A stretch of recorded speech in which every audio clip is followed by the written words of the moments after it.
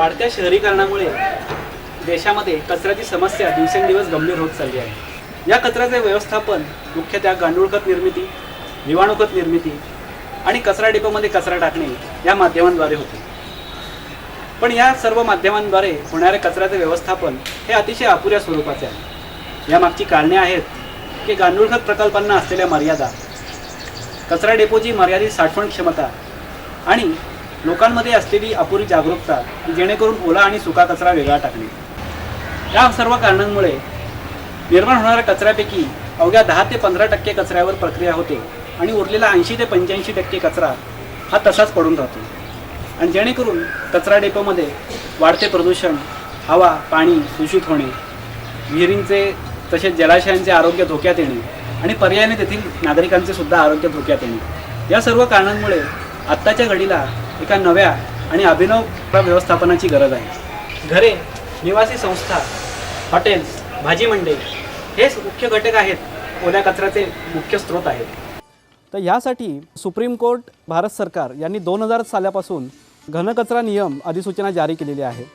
ह्यामध्ये असं स्पष्ट लिहिलेलं आहे की जो कचरा निर्माण होतो किंवा ज्या ठिकाणी तो कचरा निर्माण होतो त्या कचऱ्याची जबाबदारी ही त्या प्रत्येक नागरिकाची आहे किंबहुना त्या प्रत्येक प्रॉपर्टी धारकाची आहे.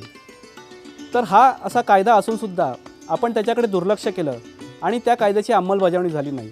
आणि त्यामुळे आज पुन्हा एकदा ती समस्या आज भस्मासुरासारखी आपल्यासमोर दिसत आहे. ह्या समस्येवरती तोडगा करायचा असेल तर सगळ्यात प्रथम एक लक्षात घेतलं पाहिजे की कचरा ही संपत्ती मानली आणि त्याच्यापासून सोनं निर्माण केलं तर ती एक ॲसेट होऊ शकते किंवा एक आपली प्रॉपर्टी होऊ शकते. तर ह्यासाठी कंपोस्टिंग करणं ही एक जगातली सगळ्यात स्वस्त, सुलभ आणि परिणामकारक अशी पद्धत आहे. कंपोस्टिंग म्हणजे काय की कुठल्याही सेंद्रिय घटकांचं सूक्ष्मजीवांच्या मार्फत मातीसदृश्य पदार्थांमध्ये रूपांतर होणं ह्याला कंपोस्टिंग असं म्हणतात. मग हे कंपोस्ट खत बायोकल्चर किंवा वर्मी कंपोस्टिंग, ज्याला आपण गांडूळ खत म्हणतो, ह्या 2 प्रमुख माध्यमातून होऊ शकतं. परंतु शहरामध्ये कंपोस्ट खत किंवा आपला ओला कचरा जिरवायचा असेल तर आत्तापर्यंत जी पारंपरिक पद्धत आपण वापरत आहोत ते म्हणजे खड्डे पद्धत. ह्यामध्ये आपण सोमवार ते शनिवार किंवा सोमवार ते रविवार असे 7 खड्डे केलेले जातात आणि प्रत्येक खड्ड्यामध्ये आपण आपला दैनंदिन ओला कचरा टाकतो. त्याच्यावरती पालापाचोळा आणि इतर पदार्थांचे थर देऊन त्याला साधारणतः 2.5 ते 3 महिन्याच्या कालावधीमध्ये आपण त्यातनं घेऊ शकतो. पण हे सर्व करण्यामध्ये सगळ्यात प्रमुख जो घटक आहे तो म्हणजे ह्या खड्ड्यांचा मेंटेनन्स किंवा ह्या खड्ड्यांची देखभाल. अपुऱ्या तंत्रज्ञानाअभावी किंवा अपुऱ्या मनुष्यबळामुळे ही खड्ड्यांचं जे मेंटेनन्स आहे किंवा ऑपरेशन आहे हे साध्य होत नाही. आणि त्यामुळे जो दैनंदिन ओला कचरा आहे तो प्रोसेसिंग व्यवस्थित प्रोसेस न केल्यामुळे त्या कंपोस्ट खड्ड्यामधनं दुर्गंधी होणे किंवा डास, चिलटं यांचा मोठ्या प्रमाणावरती प्रादुर्भाव होणे अशा समस्या उद्भवतात. आणि त्यामुळे त्या सोसायटीतल्या लोकांना किंवा त्या परिसरातल्या नागरिकांना पुन्हा एकदा दुर्गंधीचा सामना करावा लागतो. आणि हे झाल्यानंतर हे नागरिक त्या प्रकल्पाला विरोध करतात आणि तो प्रकल्प बारगळतो किंवा बंद पडतो. आणि परत जो तो ओला कचरा आहे तो पुन्हा कॉर्पोरेशन किंवा म्युन्सिपल काउन्सिलकडे आपण सुपूर्द करतो किंवा जो सुप्रीम कोर्टाचा जो नियम आहे तो यातनं पुन्हा एकदा मागे पडतो. तर हे सगळं टाळण्यासाठी आधुनिक पद्धतीने कंपोस्टिंग कसं करता येईल यासाठी मायको कंपोस्ट धायरी पुणे यांनी गेल्या 3 वर्षापासून एका विशिष्ट संशोधनातनं कंपोस्ट टम्बलर तंत्रज्ञान हे विकसित केलेलं आहे. हे प्रोडक्ट तयार करताना आम्हाला सगळ्यात मोठं जे पाठबळ लाभलं ते म्हणजे स्पिनफॉर्म प्लास्टिक्स औरंगाबाद यांचं. त्याचे जे डायरेक्टर आहेत BN राठी यांनी ह्या तंत्रज्ञानाचा मोठ्या प्रमाणावरती डेव्हलपमेंट केली. त्यांच्या फॅक्टरीमध्ये ह्या प्रकारची उपकरणं त्यांनी बनवली आणि लोकांपर्यंत पोहोचवण्यासाठी त्याचा खूप मोठ्या प्रमाणावरती फायदा झाला. ह्या तंत्रज्ञानाचा सगळ्यात मोठा फायदा म्हणजे वासरहित, सुलभ आणि पोर्टेबल सिस्टीम. म्हणजे कुठूनही तुम्ही ते कुठल्याही जागेमध्ये तुम्ही ते बसवू शकता. अवघ्या 2 बाय 2 स्क्वेअर फूट जागेमध्ये हे टम्बलर तंत्रज्ञान तुम्ही वापरू शकता. तुम्ही टेरेसवर ठेवू शकता, त्यानंतर तुम्ही जिन्याखाली तुम्ही ठेवू शकता. म्हणजे याला जागेचं बंधन नाही. उंदीर, घुशी यांचा जो प्रादुर्भाव प्रामुख्याने खड्डे पद्धतीमध्ये जाणवतो तो यातनं तुम्हाला जाणवत नाही. तर अशी ही एक इनोव्हेशन टेक्नॉलॉजी आज मायको कंपोस्टने आपल्यासमोर आणलेली आहे. जानेवारी 2010 साली आपण ह्या संकल्पनेची सुरुवात केली. सकाळ सोशल फाउंडेशन आणि ॲग्रोवन यांच्या माध्यमातून ऑगस्ट 2010 साली ह्या टम्लर तंत्रज्ञानाचा मोठ्या प्रमाणावरती वापर शहरांमध्ये चालू झाला आणि आजतागायत सुमारे 150 वैयक्तिक स्तरावरती आणि सोसायटी स्तरावरती ह्या टम्लरचा वापर हा मोठ्या प्रमाणावरती चालू आहे. कंपोस्टिंग किंवा ओला कचरा जिरवण्यात एक सुलभ आणि युजर फ्रेंडली मॉडेल म्हणून आपण ह्या टम्लर तंत्रज्ञानाकडे बघू शकतो. ह्या टम्लर तंत्रज्ञानाला IIT कॉम्पिटिशन याच्यामध्ये सुद्धा मान्यता मिळाली होती. त्यानंतर Indian science of agriculture engineers यांच्या मासिकामध्ये सुद्धा ही टम्लर टेक्नॉलॉजी पब्लिश झाली होती. त्याच्यानंतर ॲग्रोवन किंवा शेतकरी मासिक किंवा सकाळ सोशल फाउंडेशन यांचे न्यूजलेटर्स यांच्या विविध माध्यमातून गेल्या 3 वर्षापासून ह्या टम्लर टेक्नॉलॉजीचा मोठ्या प्रमाणावरती प्रसार होत आहे. तसेच यावर्षी 2012 साली नाबार्डने शेतकऱ्यांच्या उपयोगासाठी उपयुक्त असे नवीन शोध म्हणून ह्या टम्लर टेक्नॉलॉजीच्या प्रसारासाठी मायक्रो कंपोस्टला सुमारे 5.5 लाखापर्यंतचा निधी मंजूर केलेला आहे. त्यामुळे एक सर्वंकष अशी ही टेक्नॉलॉजी आहे आणि ह्या टेक्नॉलॉजीची माहिती किंवा ह्याचं प्रत्यक्ष डेमॉन्स्ट्रेशन आपण या सीडीच्या माध्यमातून आम्ही तुमच्यासमोर सादर करत आहोत.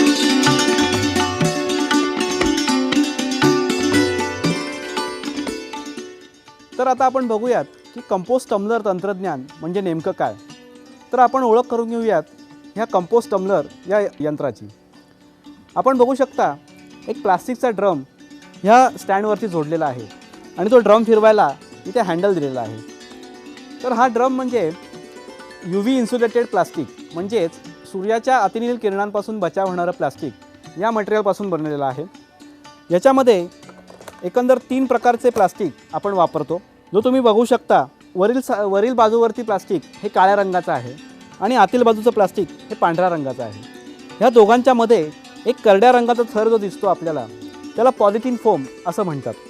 ह्या पॉलिथिन फोमचा वैशिष्ट्य असं की कंपोस्टिंग होताना सूक्ष्मजीव मोठ्या प्रमाणावरती उष्णता निर्माण करतात. तर ही उष्णता बाहेर न टाकण्याचं काम हा पॉलिथिन फोम मटेरियल करतं की जेणेकरून कंपोस्टिंगची प्रक्रिया ही जलद गतीने होते. त्यानंतर आपण बघू शकता कचरा टाकण्यासाठी आणि तयार झालेलं खत काढण्यासाठी इथे एक दरवाजाची रचना केलेली आहे आणि ह्याला आपण असं क्लिपच्या साह्याने हे झाकण बंद करू शकतो. म्हणजेच काय, उंदीर घुशी किंवा जे काही उपद्रवी प्राणी असतात त्यांच्यापासून आपल्या कंपोस्टिंग क्रियेचा बचाव होतो आणि एक स्वच्छ पद्धतीने आपण आपलं काम करू शकतो. त्याच्यानंतर इथे आपण बघू शकता की ते मध्ये खाचा दिलेल्या आहेत. ह्या खाचांचा उपयोग असा की कंपोस्टिंग प्रक्रिया होताना ते जे मिश्रण आहे ते ह्या खाचांच्यामुळे व्यवस्थित ढवळलं जातं किंवा त्याचं व्यवस्थित मिश्रण होतं. याच्यामध्ये सगळ्यात जो प्रमुख घटक आहे तो म्हणजे ऑक्सिजन किंवा एरेशन ज्याला म्हणतो आपण, की कंपोस्ट मिश्रणाला मोठ्या प्रमाणावरती ऑक्सिजनची गरज असते. तर हे ऑक्सिजन कायमस्वरूपी मिळावा यासाठी टम्लरच्या वरच्या बाजूने आपण ड्रिल मशीनच्या साहाय्याने छिद्रं पाडलेली असतात आणि या छिद्रांचा उपयोग कायमस्वरूपी खेळती हवा राहणे आतमध्ये आणि त्यातनं ऑक्सिजन कायमस्वरूपी सूक्ष्मजीवांना मिळणे अशी ही रचना आपण केलेली आहे. जेणेकरून सूक्ष्मजीव हे मोठ्या प्रमाणावरती वाढतात आणि जेवढे सूक्ष्मजीव जास्त तेवढं कंपोस्टिंगची प्रक्रिया ही तुमची जलद गतीने होते. टम्लर तंत्रज्ञानातलं एक प्रमुख वैशिष्ट्य म्हणजे जे कंपोस्टिंग होणारा ड्रम आहे तो तुम्ही बघू शकता की स्टँडच्या साह्याने हा ड्रम जमिनीपासून वरच्या बाजूला ठेवलेला असतो. यामुळे काय होतं की जमिनीचा संपर्क येत नाही, ज्यामुळे उंदीर घुशी होणं किंवा बाकीचे जे उपद्रवी प्राणी असतात त्यांचा प्रादुर्भाव होणं हे यातनं टाळता येऊ शकतं. तर ही झाली प्रमुख आपल्या टम्लर यंत्राची ओळख. आता आपण ह्याच्यानंतर बघणार आहोत की ह्याचं कार्य कसं चालतं किंवा ह्याच्यापासून खत आपण कसं निर्माण करू शकतो.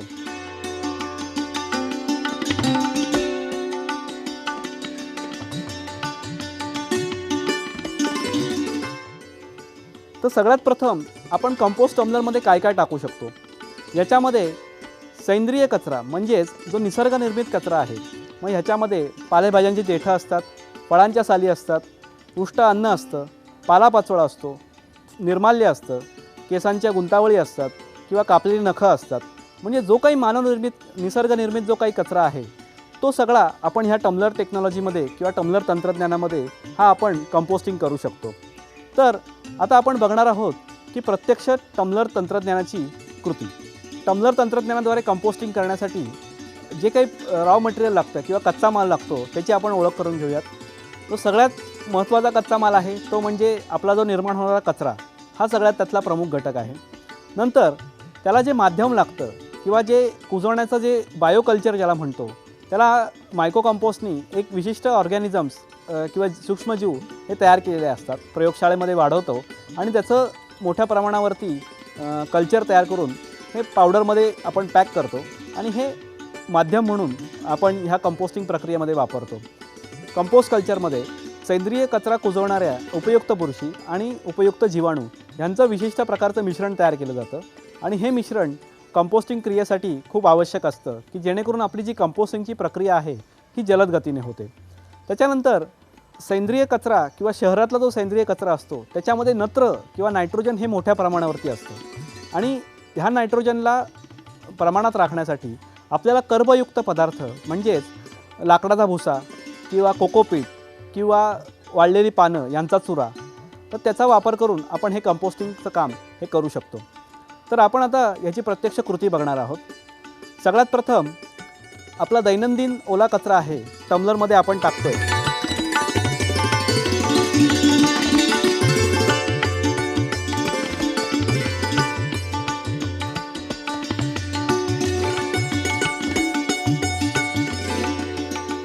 ह्या टम्बलरमध्ये हा ओला कचरा टाकल्यानंतर आपण बघत आहोत 1 मूठ किंवा 2 मूठ जे काही ओल्या कचऱ्याचं प्रमाण आहे त्याच्यानुसार हा लाकडाचा भुसा किंवा कोकोपीट हे त्या मिश्रणामध्ये टाकलं जातं. यामुळे काय होतं की जे ओल्या कचऱ्यातलं पाणी आहे किंवा जे मॉइश्चर आहे ते ॲब्सॉर्ब होतं, ते शोषून घेतलं जातं आणि तुमचा जो वास जो येणार आहे किंवा जे ओल्या कचऱ्यातनं ती दुर्गंधी येते ती यातनं कमी होते किंवा नाहीशी होते आणि तुमची कंपोस्टिंगची प्रक्रिया जी आहे ती जलद गतीने होते. त्याच्यानंतर प्रत्येक महिन्याच्या सुरुवातीला तुम्हाला वेस्ट बाइंडर किंवा आम्ही जे कंपोस्ट कल्चर प्रोव्हाइड करतो हे त्यातनं एक साधारणतः अर्धी मूठ तुम्ही त्याच्यामध्ये टाकता. याचा वापर आपण विरजणासारखा करतो की जेणेकरून सूक्ष्मजीवांचं संवर्धन ह्या कंपोस्ट ड्रममध्ये मोठ्या प्रमाणावरती होतं. हा सगळे मिश्रण टाकल्यानंतर झाकण बंद करायचं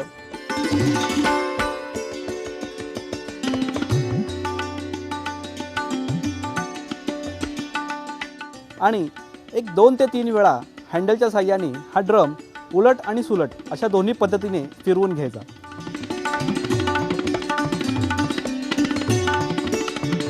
यामुळे काय होतं की कंपोस्ट ड्रममध्ये तुमचा ओला कचरा, लाकडाचा भुसा आणि कंपोस्ट कल्चर यांचं एक योग्य मिश्रण आतमध्ये तयार होतं आणि सूक्ष्मजीव जे असतात ते कचरा कुजवायला हे चालू करतात.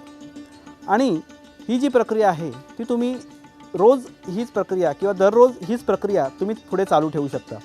साधारणतः 10 ते 15 दिवस झाले ह्या प्रक्रियेला की तुम्हाला आतमध्ये एक कंपोस्टिंग प्रक्रिया सुरुवात झालेली आहे याचं एक तुम्हाला उदाहरण मिळू शकतं किंवा इंडिकेशन मिळू शकतं. त्याच्यामध्ये काळसरपणा तुम्हाला दिसू लागतो मिश्रणामध्ये आणि त्यातनं तुम्ही लक्षात घेऊ शकता की हे कंपोस्ट आता तयार होत आहे. तर जेव्हा तुम्हाला यातनं कंपोस्ट काढायचं आहे त्याच्या आधी 4 ते 5 दिवस तुम्ही कचरा टाकणं थांबवायचं की जेणेकरून जो ताजा कचरा टाकलेला आहे तो व्यवस्थित पहिला टाकलेल्या कचऱ्याबरोबर हा मिक्स होतो आणि तो कुजतो. म्हणजे 4 ते 5 दिवस तुम्ही जर कचरा टाकणं यातनं थांबवलं तर तुम्हाला साधारणतः एका महिन्याभरामध्ये तुम्ही यातनं खत काढू शकता. म्हणजे वैयक्तिक वापरासाठी एक तुम्ही आदर्श फॉर्म्युला किंवा आदर्श सूत्र असं आहे की 1 ते 25 दिवस तुम्ही ओला कचरा आणि जो काही तुमचं कल्चरचं प्रमाण आहे ते टाकत चला. 25 ते 30 दिवस कचरा टाकणं थांबवा आहे आणि 30व्या किंवा 31व्या दिवशी तुम्ही यातनं तयार खत हे तुम्ही घेऊ शकता.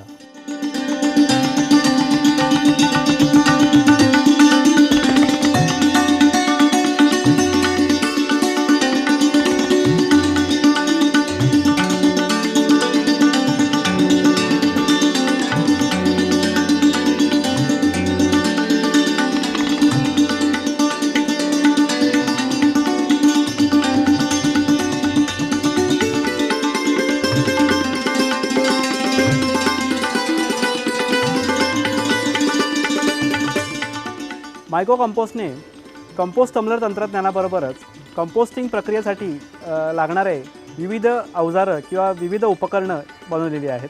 कंपोस्ट टम्बलरमध्ये एकंदर 3 प्रकारचे मॉडेल्स आपण ग्राहकांना पुरवतो. त्यामध्ये पहिलं जे मॉडेल आहे ते 100 लिटर मॉडेल. हे साधारणतः 2 बाय 2 स्क्वेअर फूटमध्ये बसतं. साधारणतः 1 ते 2 किलो प्रतिदिवस कचरा किंवा 1 ते 2 कुटुंबासाठी ह्या मॉडेलचा जास्तीत जास्त वापर केला जातो. दुसरं जे मॉडेल आहे ते 200 लिटर कंपोस्ट टम्बलर हे मॉडेल आहे. हे मॉडेल रो हाऊस किंवा बंगलो सिस्टीम किंवा ज्यांच्याकडे बगीचा आहे यांच्यासाठी उपयुक्त आहे. यामध्ये दैनंदिन घरातला कचरा तर जिरतोच, पण बागेतला कचरासुद्धा आपण कंपोस्ट करू शकतो आणि त्यापासून उत्तम प्रतीचं कंपोस्ट खत निर्माण करू शकतो. ह्या मॉडेलमधनं साधारणतः प्रत्येक बॅचमधनं तुम्ही 40 ते 50 किलोपर्यंत खत घेऊ शकता. जे तिसरं मॉडेल आहे त्याचं 300 लिटर कंपोस्ट टम्लर असं नाव आहे. हा जे मॉडेल आहे ते मोठ्या सोसायटी यांना आम्ही पुरवतो.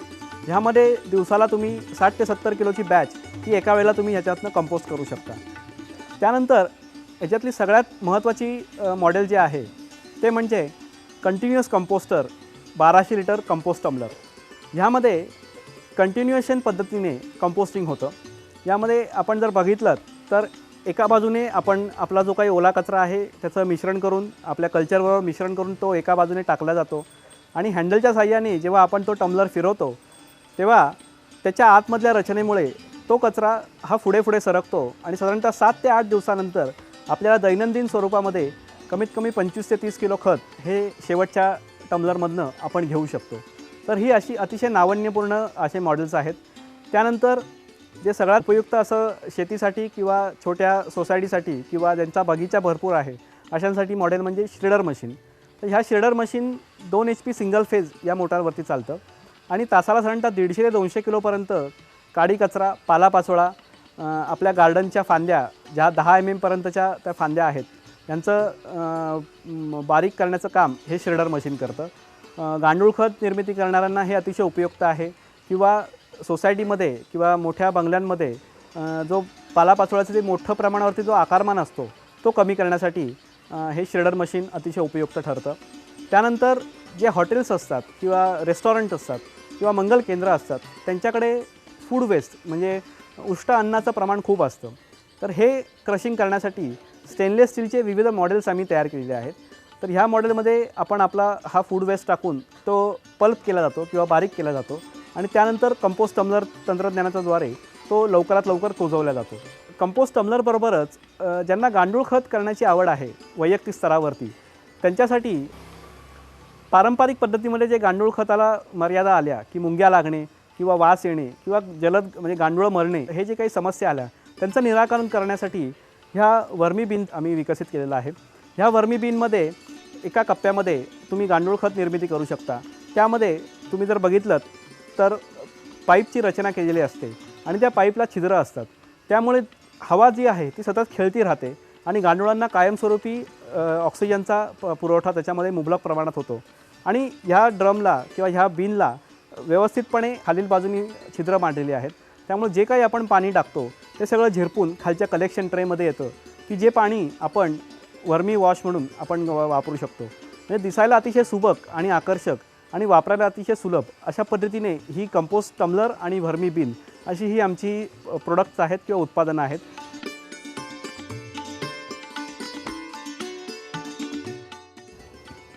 तर आता आपण बघितलं की कंपोस्ट टम्लर म्हणजे काय आणि कंपोस्ट टम्लरपासून प्रत्यक्ष कंपोस्ट खत निर्मिती कशी करू शकतो. पण हे झालं वैयक्तिक स्तरावरचं कंपोस्टिंग. पण सोसायटी स्तरावरती कंपोस्टिंग करण्यासाठी ह्या टम्लर तंत्रज्ञानाचा आपण वापर करू शकतो. पण हे करताना एक प्रमुख गोष्ट जाणवते की टम्लर जरी त्या सोसायटीला किंवा त्या पर्टिक्युलर समूहाला पुरवलेत पण ते वापर करण्यासाठी त्यांच्याकडे मनुष्यबळ नसतं. तर त्यांना काही वेळेला टेक्निक समजत नाही आणि हे झालं तर ते कंपोस्ट टम्लर विना वापर तसेच पडून राहतात. तर हे टाळण्यासाठी नोव्हेंबर 2011 पासून मायको कंपोस्टने मोबाईल कंपोस्ट सर्व्हिस ही नवीन संकल्पना राबवायला सुरुवात केली आहे.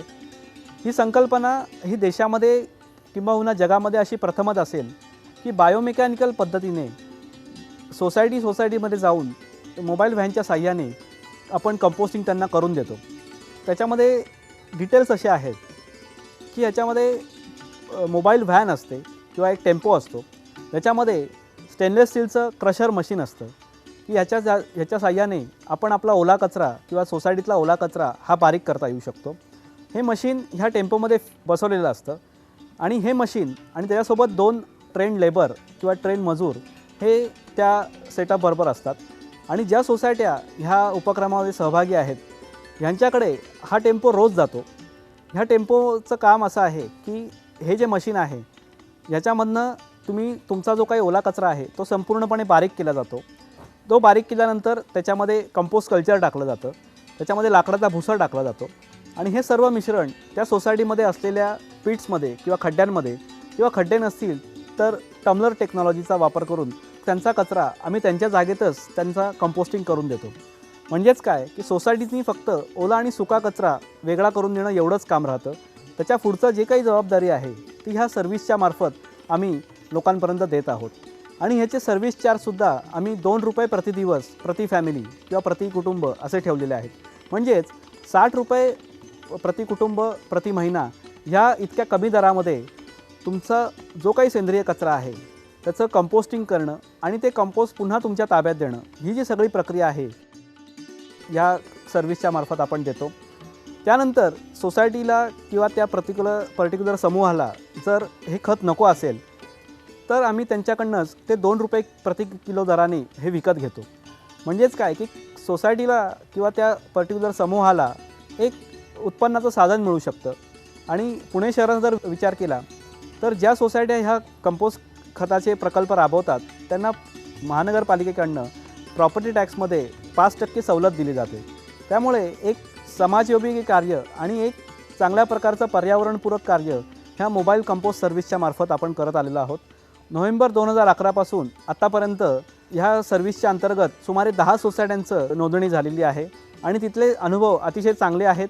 तिथे लोकांना कुठल्याही प्रकारचा त्रास सहन करावा लागत नाही किंवा कंपोस्टिंगचं जे काम आहे ते अतिशय शास्त्रीय पद्धतीने आणि बायोमेकॅनिकल पद्धतीने करत असल्यामुळे जलद गतीने होतं आणि त्यांना कंपोस्टिंग हे सुद्धा लवकरात लवकर त्यातनं मिळू शकतं. तर अशी ही मोबाईल कंपोस्ट सर्व्हिस ही देशामध्ये किंबहुना जगामध्ये अशी प्रथमच आहे आणि पुणे शहराचं हे अनुकरण आता बाकीची शहरंसुद्धा करू लागलेली आहेत. तर अशी आहे आपली मोबाईल कंपोस्ट सर्व्हिस.